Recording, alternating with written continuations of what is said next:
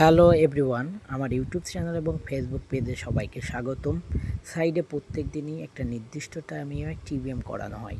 সাইডের ওয়ার্কারদেরকে সেফটি নিশ্চয়তা করার জন্য সাইডের পিছনের দিকে কার্বলিক অ্যাসিড দেওয়া হয়। আমরা গুরুত্বপূর্ণ বিষয়ে আলোচনা করব ওয়ার্ক অ্যান্ড হাইটে কীভাবে পেইন্টিংয়ের কাজ করব বা স্টিল শেডকে কীভাবে আমি আপ করব।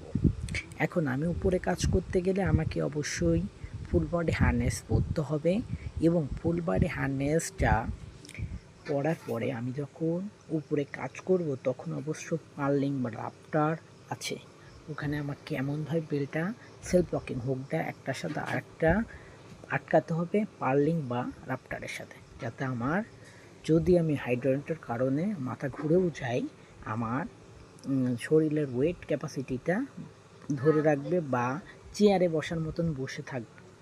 যখন আমি আপ করব স্টিল পার্লিংগুলো আপ করব তখন আমাকে যাতে আমি পড়ে না যাই এই জন্য আমার ফুল বডি হার্নেসটার সেলফ লকিং হুকটা আটকে রাখতে হবে সব সময়, যাতে আমাকে রক্ষা করে।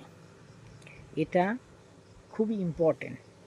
সাইডে যখন আমি কাজ করতে দাঁড়াবো তখন আমি অনেকটা হাইট, আমাদের 1.8 মিটার 6 ফিট দূরত্ব উপরে গেলেই আমাদের ফুল বডি হার্নেসটা পরতে হবে এবং লক করতে হবে।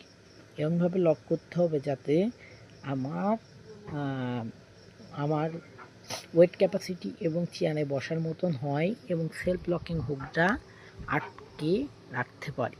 দেখতে পাচ্ছেন আমি কিছু সিনারিতে দিচ্ছি সেলফ লকিং হুকটা আটকানো হচ্ছে এবং তারা নিরাপদে কাজ করছে।